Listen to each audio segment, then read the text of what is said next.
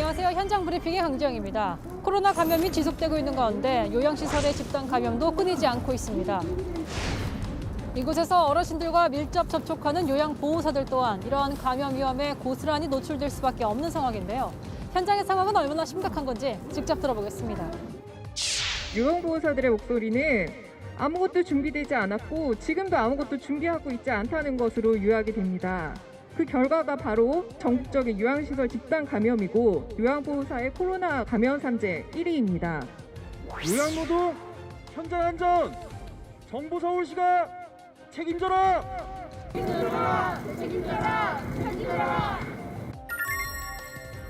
24시간 어르신 곁에 붙어 있으면서 식사 보조도 해야 되고 그리고 심지어는 목욕 서비스까지 한단 말입니다.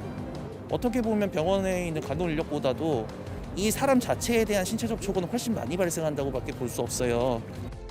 우리나라 요양보호사의 평균 연령은 약 60세에 여성이 대부분을 차지하고 있습니다. 이들 또한 감염에 취약하다고 볼 수 있는데요. 오히려 열악한 노동 환경에 안전 위협까지 받고 있다고 말합니다. 이용자 집에 낯선 사람이 계속 있는 것을 요양보호사가 누구냐고 물어본 적이 있어요. 근데 이 집에서 같이 자가격리를 하고 있다. 라는 이야기를 들었다고 합니다. 그래서 그쪽 사람들이 다 음성이 나올 때까지 되게 불안에 떨었던 그런 상황이 있었습니다. 이동 경로나 이런 것들을 전혀 모른 채 그냥 내가 알아서 나만 조심해서 이런 식으로 대처할 수밖에 없는 게 제일 큰 문제라는 거죠. 이럴 때 기본적으로 필요한 마스크나 손소독제 이런 것들이 좀 지원이 잘 되고 있는 상황인가요? 기관에서 일괄적으로 지급을 하는 사례는 정말 드물어요. 필요에 따라서 본인이 본인 부담으로 이제 구입을 하는 사례가 아직도 많다라고 볼 수 있습니다. 전국의 요양시설에서 사망자와 확진자가 급증하자 정부는 방역 체계가 미비했다는 걸 인정하기도 했습니다. 감염 관리가 미흡하였습니다.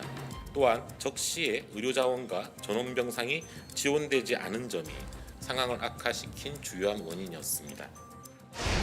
방역당국은 대책으로 긴급 현장 대응팀 파견과 돌봄 인력 배치를 약속했습니다.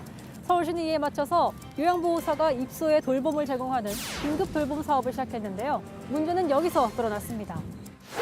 그동안에 물품 확보가 충분하지가 않아가지고 방호복도 적급이고 그다음에 덧신이 정말로 얇아가지고 한 발자국 걸으면은 바로 벗겨주고 찢겨지고 이런 상황에 확진자 2명이 발생된 거죠. 페이스 실드가 보름 동안에 4개밖에 지급이 안 되어서 그 4개를 저희들이 돌아가면서 사용한 거예요. 소독제 뿌려가지고 이제 말라진 그것을 다시 사용했었던 상황이었었어요. 이러한 상황 속에서 정부와 지자체는 긴급 돌봄 지원을 전면 확대하고 요양보호사를 비롯한 간병인 모집에 나섰습니다. 코로나 취약계층의 돌봄 공백을 막기 위해 필요한 대책이긴 하지만 요양보호사들은 그에 앞서 안전조치에 대한 논의가 제대로 이루어지기를 바라고 있습니다. 코로나로부터 마찬가지로 보호받아야 될 긴급돌봄 노동자들의 안전 대책이 어떻게 준비되고 있는지에 대해서는 아무런 발표가 없었습니다. 확진자 발생 시 세부 매뉴얼 등 필요한 모든 조치를 즉시 강구하고 모든 요양보호사가 안전하게 필수 노동을 할 수 있도록 적정한 보호구 지급과 생계 지원 그리고 보상 대책이 마련되어야 합니다. 코로나 위험에 취약한 어르신들을 최일선에서 돌보는 요양보호사들. 이들의 안전이 무너지지 않도록 정부의 제대로 된 방역 매뉴얼, 실질적인 대책 마련 필요해 보입니다.